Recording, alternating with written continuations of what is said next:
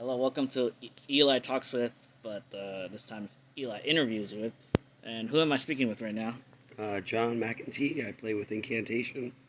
Awesome, yes. And you guys are touring with who? Goat Horror, Bewitcher, and earlier in the tour was Caveman Colt. Okay. How's the tour going so far with you? It's been badass. Yeah, the shows have been killer. All the people and all the bands are super cool, so it kind of makes for a awesome experience. And the crowds have been really cool. Everything's been really good. So I think everyone's really, you know, really pumped for this tour. On this tour, everyone's really into it. That's good. And we're in Roosevelt, California, so it's pretty close to Sacramento. So when was the last time you were in Sacramento, actually?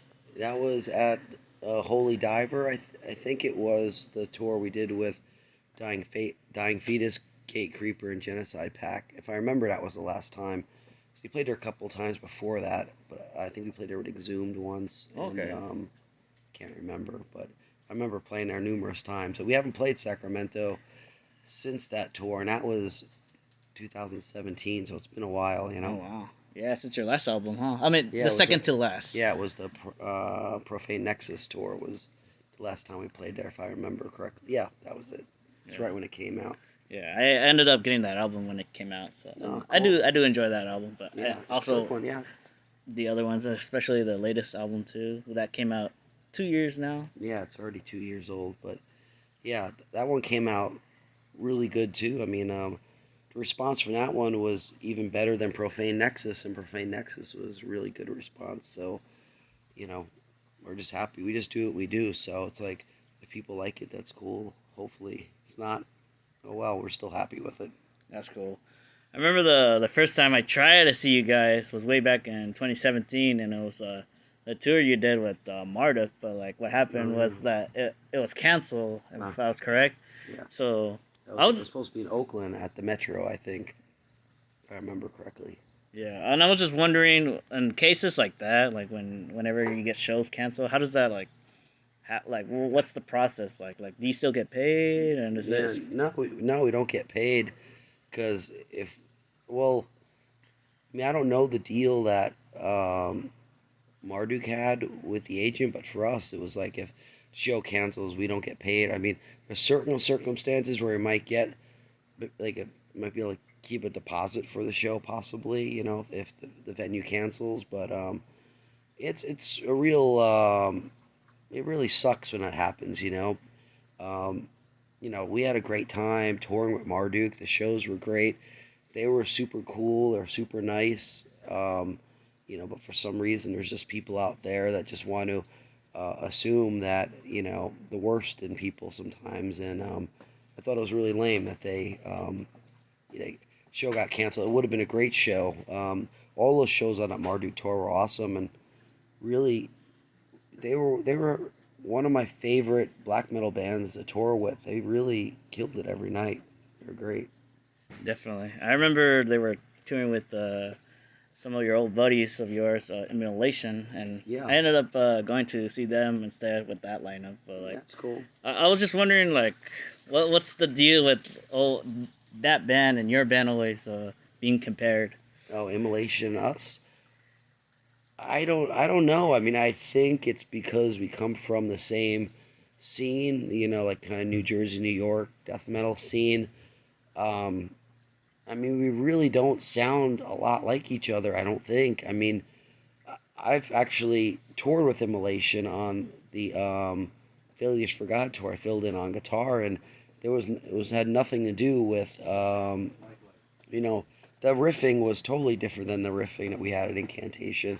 But I don't know. I think people just get lazy, and maybe they think the name is kind of similar or something, and they assume that we're the same. But I mean, I think if you watched us back to back, I think you would hear a distinctive difference. I mean, their style is definitely more abstract than ours in general. Is a more of yeah, I don't know how to explain it. More diminished sounding, I guess. We're definitely more.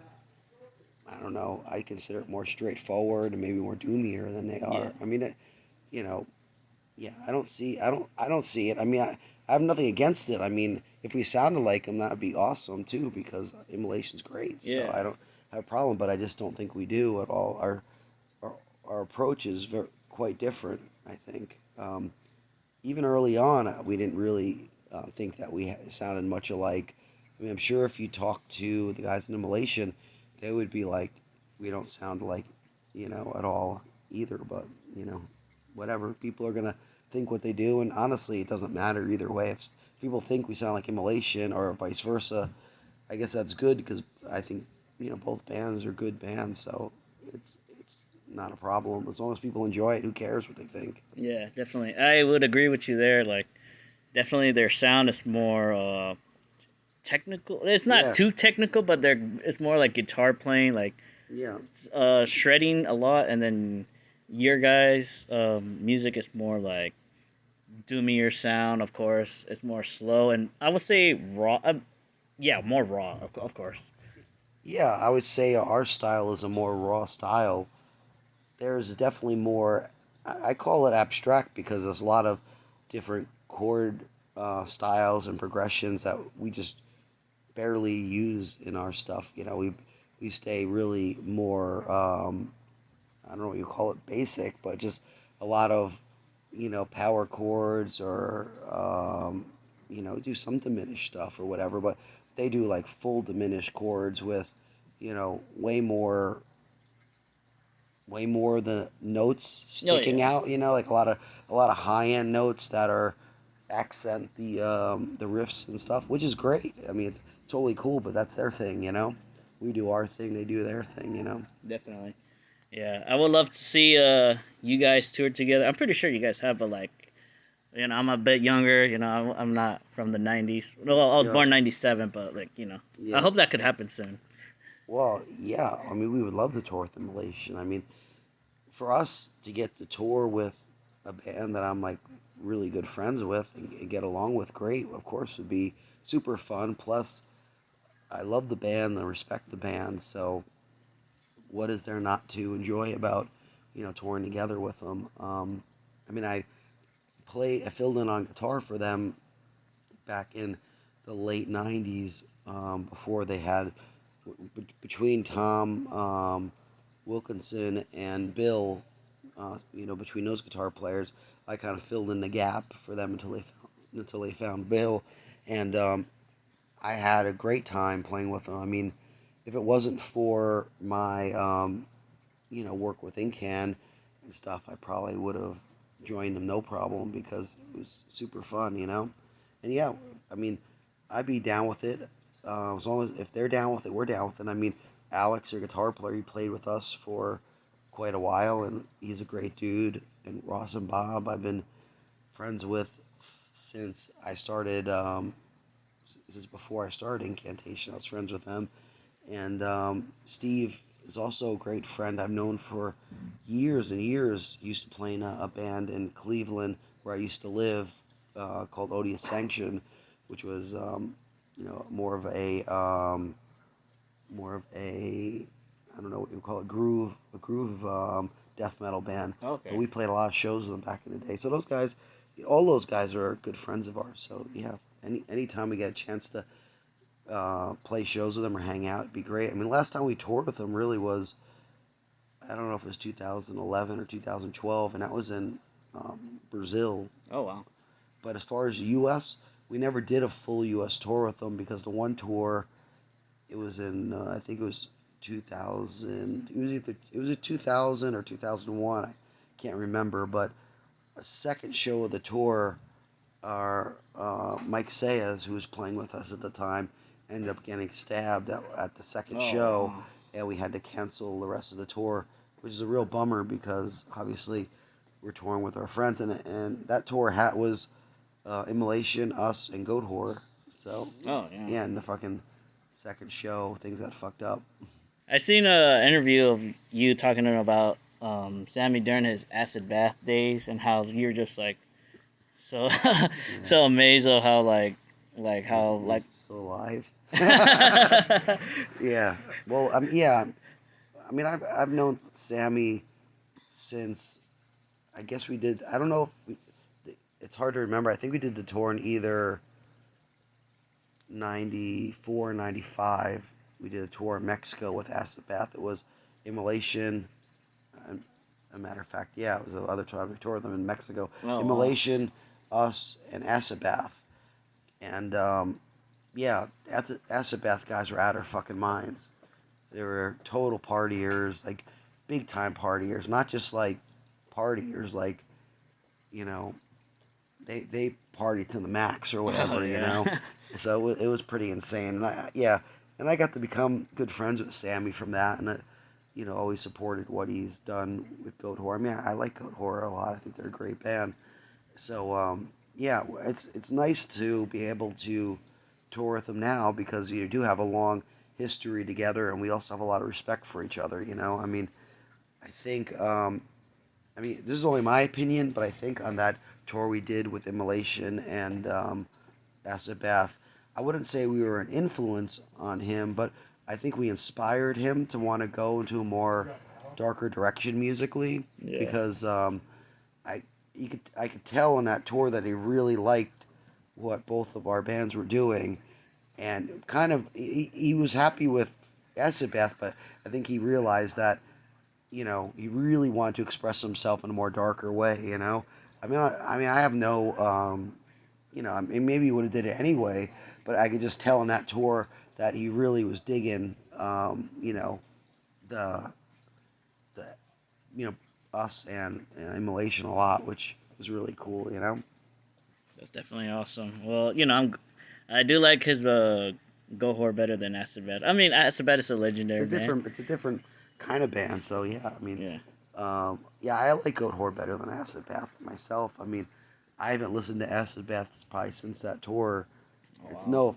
no offense to him, but it just you know what wasn't really my thing or whatever. But I think Sammy does great in Goat Horde. I mean, his tone and his riffs are fucking awesome. I mean, every night they sound fucking killer, and it's great too because we like touring with bands that are like really awesome, and you know like we always want to play at our best, but when you're playing with really strong bands, it pushes you to even a higher level of kicking ass. So definitely, you know, definitely excited to you know tour with them because you know yeah they're a great band and I think it makes us a better band playing with great bands. That's cool. And this year just turned 30 years of your debut album, and Yeah, it's crazy. I was just wondering, like looking back at it, like what's your fond memories of recording your very first, studio album?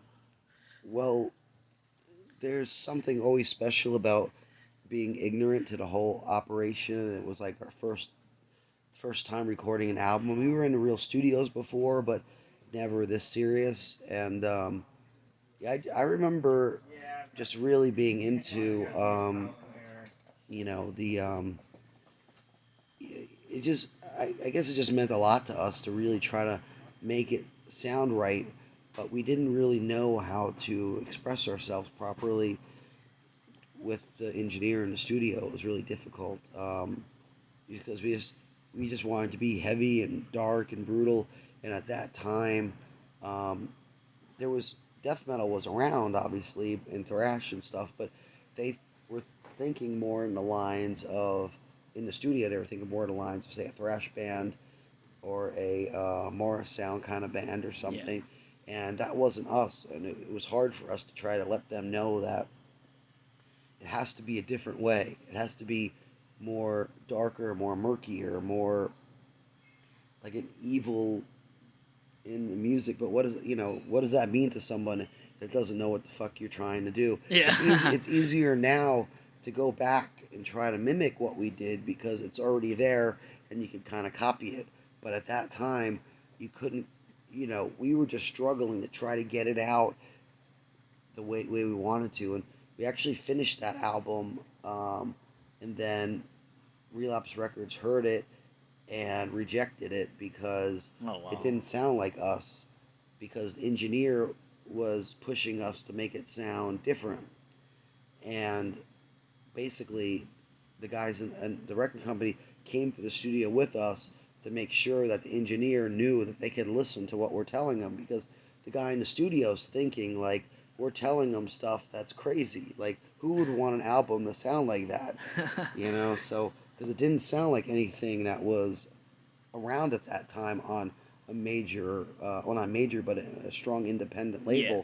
So it was a really strange situation, you know, because we weren't sure. Like, you know, we would sometimes listen to the engineer because we, you know, he knows what he's doing. I don't fucking know. You know, we don't know what we're doing. We're kids in the studio.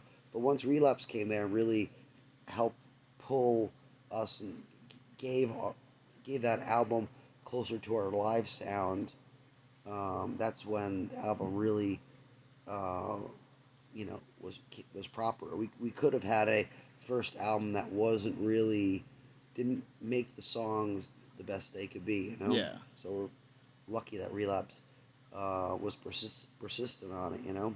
Yeah, there's definitely a lot of those bands that like their first album never really hits until their third or second or maybe even fifth. But Yeah. like that's good to hear that that. We were lucky when our first album came out.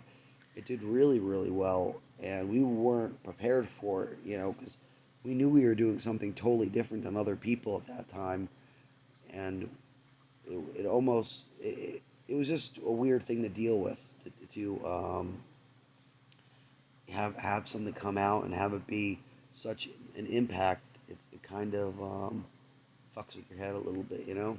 Oh yeah, definitely. Son of a bitch. Fucking Ben. Always causing problems. Mr. Foul Goose. So you've been Relapse ever since your first album? Am I correct?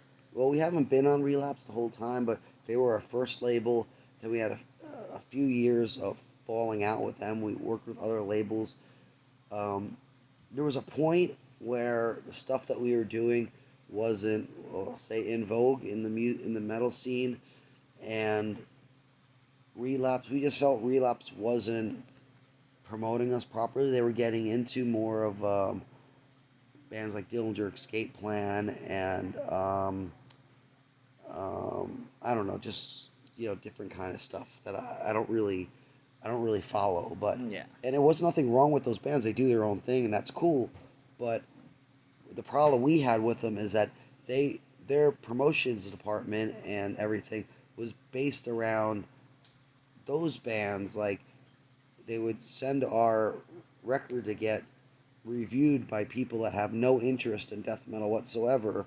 So it was getting like ridiculous. We're getting bad reviews from people that don't even know what they're talking about, and we don't care if we get bad reviews. Of course, it's not a problem, but we want people to respectfully, you know, review it, and, you know, have a death metal dude review it, and okay, you say it sucks, that's fine. But when you have someone that's not even into anything remotely our style saying it sucks, well, that's a useless review, because, you know, we were getting a lot of that at the time. And I knew the death metal scene wasn't great, but I told them if they really need to pump it more into underground areas instead of the cool trendy part of the metal scene, you know, because they weren't interested at the time, and it's okay. But we had to fight with them about it, and finally we just said, let us go. And, you know, if you guys aren't into it and don't want to do it properly, don't rather not do it, because we didn't want to be just the token death metal band on Relapse at a certain point, you know. Oh yeah, definitely. I remember speaking of like people reviewing your music. I remember Anal Cunt, for some reason they would send their albums to Rolling Stones, and every time they get reviews, it's always low rating. So that's just like, that's like so ridiculous that they would do that. But they were doing it to be sarcastic, you know. Yeah. And it's kind of funny. It's kind of a funny thing that they would do, you know, because it was so absurd. Of course, no one's gonna like Anal Cunt at Rolling Stone magazine. But I think that's awesome to do, you know. Yeah, I'd be happy to get a bad review in Rolling Stone. I mean, if you get a bad review in Rolling Stone, you kind of know that's worth checking out. Oh yeah, that's true. Yeah, that's definitely true. Actually, in our early days too, we used to get reviews of some of the metal magazines in the States. Not just us, but any band. If they got a low review, we would check out the album. If they got a high review, we probably wouldn't do it, you know? Yeah, definitely. Oh, another thing I wanted to touch on was your involvement with Mortician. Like Uh-huh. recently, like they have been gaining more popularity because of the internet. Like Yeah, making not necessarily making fun of them, but using their jokes and yeah. stuff like that. But I was just wondering, how was your time being in the band, and like, what do you think about them nowadays and stuff? Yeah, well, I mean, it was a great experience for me to play with Mortician. Um, they, I was in there as a session guitar player. I played with them, I don't know, maybe about a year or something. But it helped me really realize with their songwriting how to really break things down to very primitive way. Because prior to that, what I thought was primitive wasn't primitive. Like I remember coming in with riffs because would throw in riffs here and there for some of their songs early on, and Will would just be like, "No, that's too technical," and I'd be like thinking to myself, "That's not technical at all," but he would say, "No, it's too much," and he would take I'd show him the riff, and he would break it down to like the bare bones, like it's like just dum dum dum. That was it, and that was enough, you know, and it sounded fucking killer, and it made me think about, oh yeah, that's great. You don't always have to be so technical. You can sometimes be really basic and just get the feeling across. You know. As far as now, um, I love Mortician still. I think they're a great band. I mean, I know all those guys really well. Sam, their drummer, is really close friend.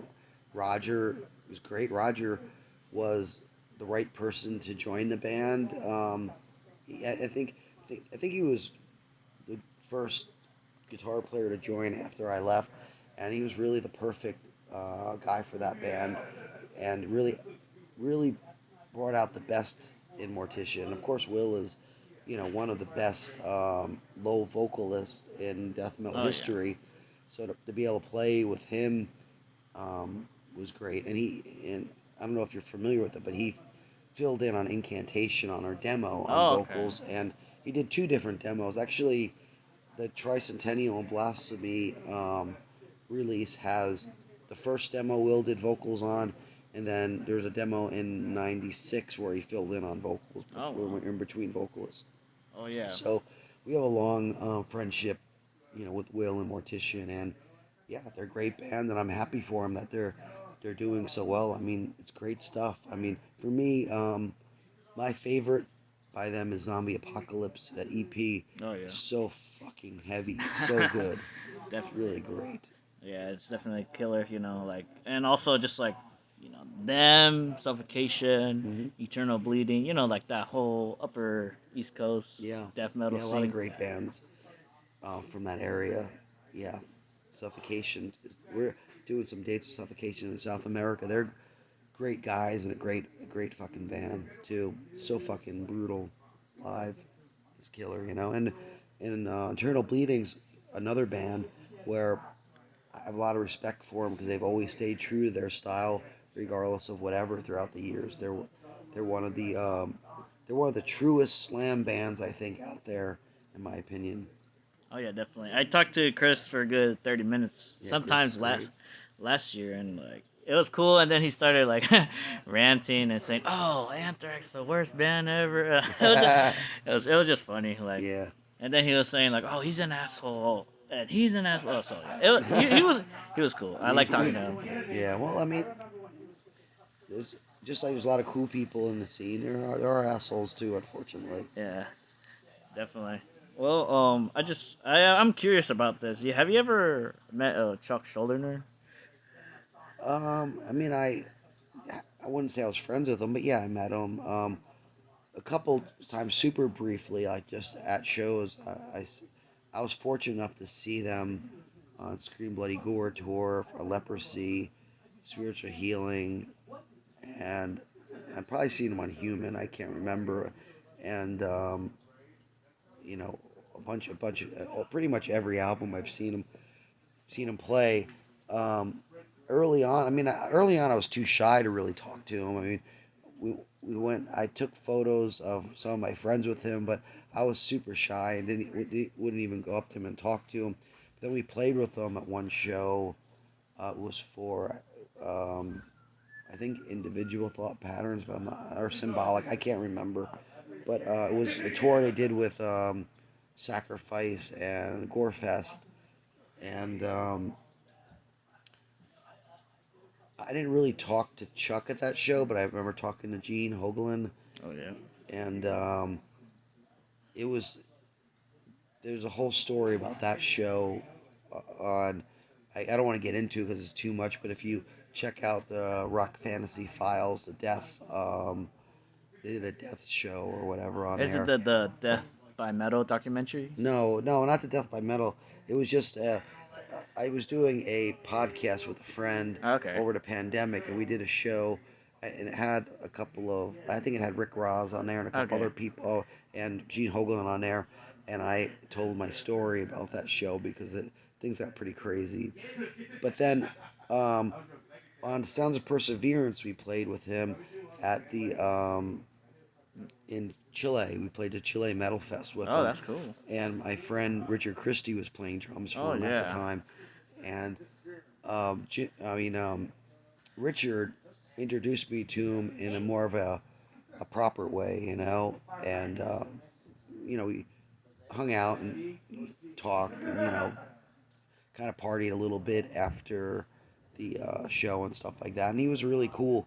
Um, you know, Richard is a super nice guy, and I just think Richard brought something special to um, death, and not even just to death, but also to the guys to almost make them easy going because when you're around Richard, everyone's just in a good mood, and it was just fun to be able to hang out with Richard and also Chuck and the other guys that were in death at the time.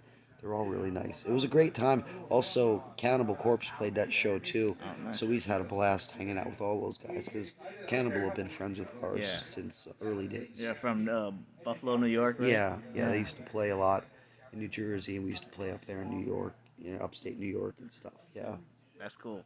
And that's cool that you brought up Richard Christie because he is a funny guy too. he's a The great. Howard Yeah, Stern yeah. show. I was 100.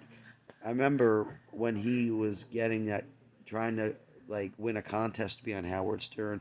I advocated for him big time because I knew how much of a Howard Stern fan he was because he filled in on drums with us on our Infernal Storm album on a tour, and he would have his mom at his house record Howard Stern show every day onto cassette tapes, and he would listen.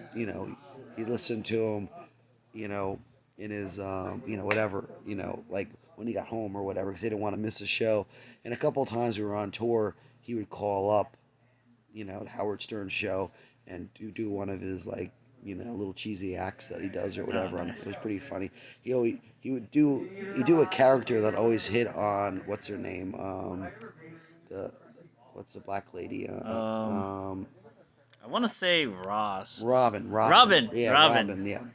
Yeah, he would go on there and just like hit on her like really vulgarly. It's pretty funny. Oh, It's pretty that's cool. funny just to hear it. Oh yeah. And then Beetlejuice is my favorite out of like his psych guest. What's that? Beetlejuice. Oh yeah. Spell red. Red? Lster. Yeah. Yeah. I wonder. Yeah. Have you ever met any of them before, or? Oh, what, the Howard Stern Yeah. people? No, I haven't. Mike Saya is the one that got stabbed at the show I was talking about. Yeah. He lives in New York, so him and Richard used to hang out a lot, and he knew some of the guys at Howard Stern just because they'd be hanging out all together. Oh, that's cool. But I don't really get to hang out that much at Richard. Only when he shows up to shows and stuff Yeah. that we play. Definitely. Oh, well, that's cool information. I would like to know what's the future of your band right now, and if there's any new recording for a new studio album coming up. Yeah, well, we have that retrospective, tricentennial and blasphemy coming out, and it's all it's none of the songs are new. There was a couple that we mixed new for the album, but they're all songs basically probably dirges of Elysium back or whatever of extra songs that we had on there and just rarities and stuff like that. But that's not really a new release. That's something more for diehard fans. The We have a new album coming out. We don't have a name of the new album yet, but we have it recorded and we've just been working on mixes and stuff. Dan Swano again is mixing it, and we also have a bunch of other songs. We recorded drums too, which we have to do the guitar tracking to when we get back. They're more of a Doom stuff because we're doing Oh a yeah. Doom based album in about the next within next year or so. Okay, that's cool. So yeah, we have stuff in the works, and we're doing some live stuff too. We've been recording these shows on tour, and we're gonna record. We're gonna also release a live album. Hopefully, it'll be, um, killer, killer live release because the band sounds so good live. We want to do a live release on top of it. Okay. Oh yeah. Okay. Well, one last thing. Why should people care about Incantation? Um, I don't think they really need to. We're fortunate that people like us and stuff, but for a band like Incantation to work properly, it has to be something that's just sincere to us, and people have to come to us because they like what we're doing. We're not a crowd pleasing band. Um, the whole essence of the band came from when I was playing in my former band Revenant, and I just felt like the it just wasn't gonna work out for me, and I had to kind of follow my own destiny, and I had to make a decision. If follow my own destiny, if I want to do it, do the band for fame and for money, or do I want to do it to express myself and work with people that believe in the same things I do musically, and I decided to go that route instead of for fame and for money. Yeah. So you know it's almost like it's great that people like us. Of course, it's great, but it can't. If the moment we cater to the fans is the moment that really the whole basis of the band, kind of core of the band, dies. So yeah, people don't have to like us, but it's great that when they do like us, it's because they like us being ourselves. It's not because we're doing something to try to be like. So to us, that's even more special than if we're trying to do stuff that people like and they like it. Then it's like, well, yeah, they like us because we're trying to make them like us. That's why some of our songs might not be the best crowd pleaser songs when we play live.